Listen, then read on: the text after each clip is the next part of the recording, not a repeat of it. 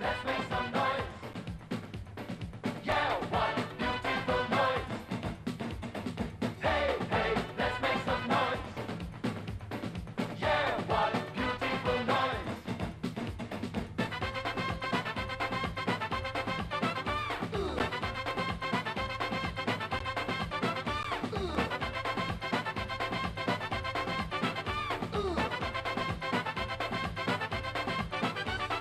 Hey, hey, let's make some noise. Yeah, what beautiful noise. Hey, hey, let's make some noise. Yeah, what beautiful noise. Blow!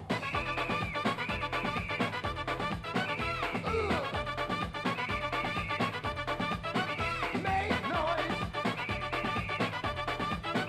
Make noise, noise, noise, noise, noise, noise. Yeah, what beautiful noise. Make noise.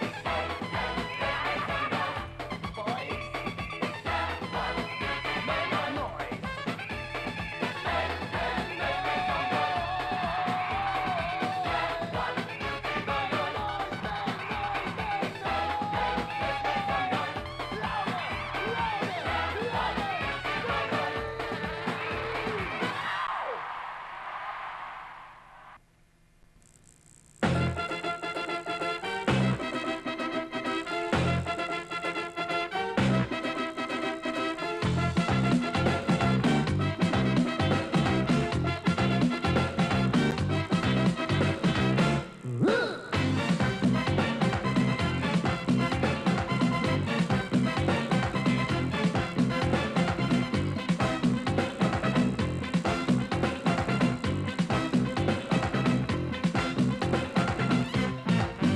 music hot, you rhythm getting up. You jump all day, you drinking never stop. The session wild, it really getting wild. Everybody in a conga style. Bump and wine, then it conga line, conga line. Bump and wine, then it conga line. The time is now 7 p.m. Time for the CBC Evening News. This time check is brought to you by Fruta. The island now has 12 confirmed cases of Zika. Barbados in line for World Travel Awards. And in sports, Leicester Vaughan and St. Michael take the Frank Blackman zone at BSAC. Credible, balanced, committed. This is the CBC Evening News. Very good evening. I'm Lisa Broom with the CBC Evening News. In our top story tonight, Barbados has 3 new cases of the Zika virus, bringing the total number of confirmed cases to 12. The Ministry of Health says there have been 323 suspected cases. Health Minister John Boyce has given the assurance that the ministry will continue to provide updates on the virus as it keeps monitoring the figures. We have the indications and the symptoms here, obviously when the patient presents, but we do confirm the test with the CARFA Institute in Trinidad and Tobago. The other important thing is that we have published and we keep publishing documents related to the treatment of persons who have suspected Zika, and especially in the case of pregnant women, these documents have been made particularly, especially available to our doctors and our gynecologists and the Queen Elizabeth Hospital, and of course our polyclinics, so that they can be shared with the women in question, and they can be properly guided as to how to deal with the disease. Minister Boyce was speaking during a media conference at the ministry's conference room this morning. PAHO presented the minister with a report titled Preparing Barbados to Achieve the Sustainable Development Goals on Health. The organization also presented 250 bed nets to the ministry, which will be distributed to pregnant women since they are most at risk. PAHO Caribbean Program Coordinator Dr. Godfrey Shreb said the organization continues to provide technical cooperation to the Ministry of Health. We have been supporting the ministry's risk communication strategy. We have been supporting the lab in its identification of cases, and we have been supporting the vector control initiative, and especially with the work that was started a few years ago on the GPS mapping of the vectors. Medical officials say kidney disease is a growing worry, with more than 80 times the patients in the last 20 years. As the Queen Elizabeth Hospital celebrated World Kidney Day this week, staff indicated Barbadians aren't doing enough to take care of their kidneys. Now, the kidney is the organ that keeps the blood clean, and patients with kidney disease usually have their blood clinically purified through dialysis. Peritoneal dialysis coordinator at the hospital, Marcellus Seeley, says she has seen an influx of patients since she started work in 1999. They had 30 patients on the dialysis at that time, and now we have over 250 patients. What do you think is the main cause of that? Lifestyle. Persons need to do lifestyle changes.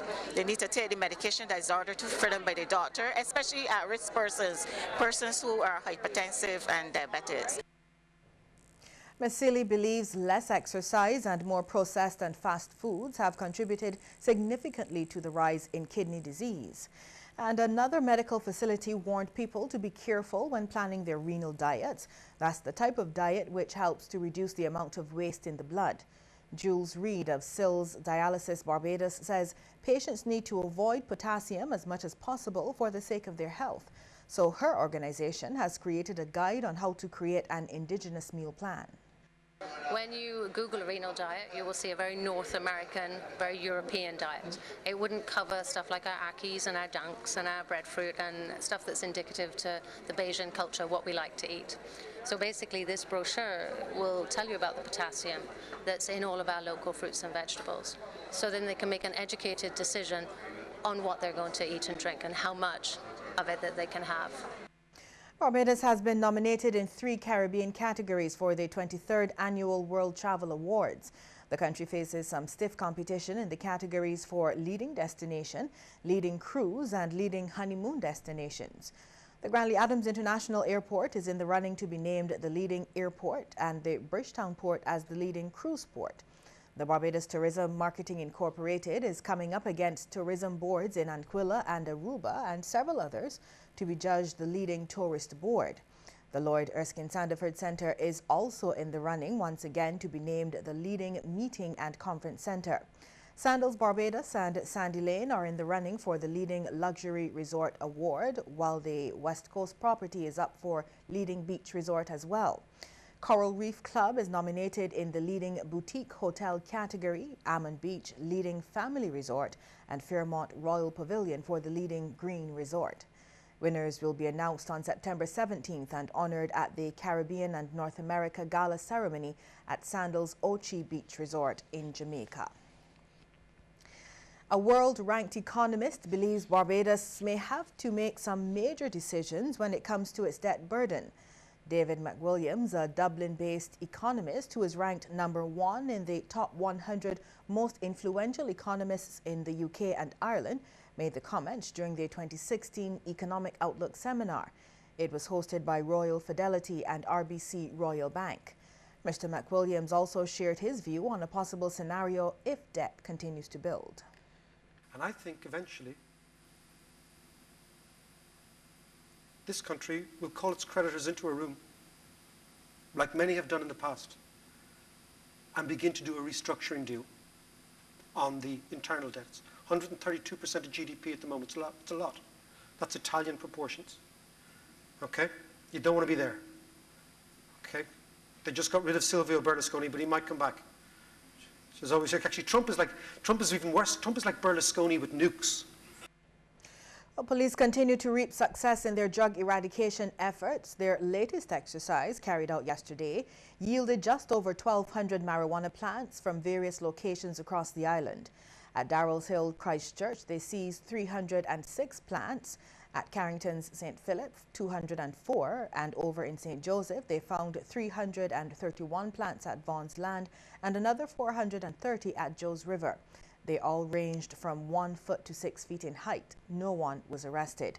Members of the drug squad, along with the Tactical Response Unit and the Barbados Defence Force, conducted that operation.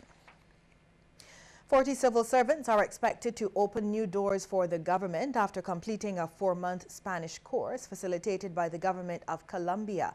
These are the workers from across the public sector who completed training, which started last November. Permanent Secretary in the Ministry of Foreign Affairs and Foreign Trade, Cecile Humphrey, says the program is an example of the relationship between the two countries and suggested further development. Today, our two teams held discussions during which we considered the proposal for Colombian nationals to receive English training. Both sides are keen to make advances in this area. The launch of direct flights between Bogota and Barbados, which started on December the 2nd, 2015, and which I encourage you all to take advantage of, was also highlighted during our discussions, and both sides welcomed this development. Director of the Americas Division of Colombia's Foreign Ministry, Patricia Cortez, says a relationship between the two countries should bring social, political, and commercial advantages. We can take all the opportunities in deepening trade, investment, all the ties and technical, all possible cooperations. We got so much to learn from you, and we want to exchange as well all what we have as experience, but the most important, to make sure that we as Caribbean countries, we keep deepening all our ties. The University of the West Indies is setting up a task force to look at the increasing poverty in the region. Vice-Chancellor Professor Sir Hilary Beckles says it's one of the issues which needs to be tackled as countries look at their overall growth strategy. We are very concerned about the relationship between the search for economic growth and the simultaneous expansion of poverty in this region. And we are going to be putting together a task force to look at this across the region and to go about that anti-poverty strategy as we pursue economic growth in much the same way. Meanwhile, Sir Hilary says the University of the West Indies will be setting up a campus in China this year. He says the Caribbean China University should be in place by summer. To deliver programs from this part of the hemisphere. The principal spoke of Caribbean studies, but we also want to deliver to our Chinese students Latin American studies, Central American studies, the political economy of Latin America, the Caribbean, economics, culture, law, literature, all of the disciplines of this hemisphere we want to be delivering to Chinese students also in China. So it is bold, it is ambitious. KPhil is going to be the center of all of this. Sir Hilary was speaking during a press conference following the meeting of the Campus Council this afternoon. There he called on corporate Barbados to support the university's Technology and Science Park, which will be housed in Sagicor's former headquarters in the city. The campus in the city strategy is now going to be effective, and the principal is going to be pioneering KPhil in the city. So we're going to be calling upon the chambers of commerce, the entrepreneurial classes, all of the major institutions in the city to partner with the campus to bring life and economic activity into the city. We'll have more news for you in just a moment, including how to cope with children with special needs. Say hello to Carol. Carol talks for a living, from morning till night. So she relies on Flo's crystal clear home phone service brought to her through Flo's 100% fiber to the home network. It keeps her in the know, and because she bundles her mobile broadband and TV services, she enjoys huge savings, so she can enjoy much more for much less. So visit any Flo retail outlet, call 1-800-804-2994, or visit discoverflow.co to find out more. One-of-a-kind connection. This is how we flow. Naturally better orchard. Time for fun, bring out the sun. Nutritious, so delicious. Way less sugar, no artificial sweeteners. Orchard, a natural choice. Orchard, with real fruit juice. Orchard, celebration in each cup. Orchard 250 ml juice drinks now deliciously improved. Free of artificial sweeteners. More natural goodness with between 33 to 55% less added sugar. Orchard, a perfectly natural choice. Nestle. Good food, good life.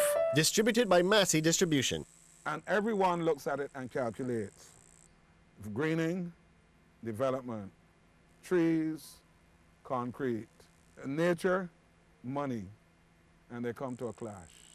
And you and I can tell what happens. Trees, the silent sentinels, Sunday at 7:30 p.m., repeated on Saturday at 6 p.m. Trees, the silent sentinels.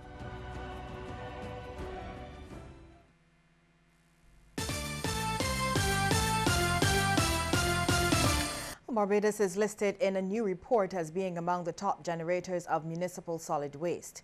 The island is said to be producing 4.75 kilos per capita per day. This is according to the World Bank Municipal Waste Management data compiled by worldatlas.com. The World Bank defines municipal solid waste as including non-hazardous waste generated in households, commercial and business places, and non-hazardous industrial processed waste, agricultural waste, and sewage sludge. The report also says ocean pollution and the welfare of the marine environment are among the most pressing public health concerns facing Barbados. It notes that in recent years, government officials have investigated ways in which to convert Barbadian trash into energy. This year's Multinational Women's Fair will focus on the youth when it comes off on April 9th at the Four Square Rum Distillery. Be the Change Barbados is one of the organizations involved with the fair. Co-founder Sharon Lady Carmichael says the youth are the future. In our entertainment, which some people might speak about later, in our entrepreneurial section, in our agriculture, food, we're trying to bring young people to the forefront and have them showcase what they can do, but also young people from disadvantaged neighborhoods or young people who are at risk. We want our funds to be dedicated to them this time. Permanent Secretary in the Ministry of Culture, Ruth Blackman, commended the organizers of the fair for putting young people at the forefront. We have young people who are very enterprising. And yes, Youth Entrepreneurship Scheme happens to be part of our Youth Trust. We just had our award ceremony, and it was such a pleasing thing to witness companies which started under YES 20 years ago. They're still going. And I think when we did our statistics, over the last 20 years, we had a lot of those young entrepreneurs who are still going, earning something like $16 million in revenue for our country. Well, sky gazers are in for a treat. This month is the perfect time to observe the solar system's largest planet, Jupiter. It's now the brightest object in the night sky, with the exception of the Moon and the International Space Station.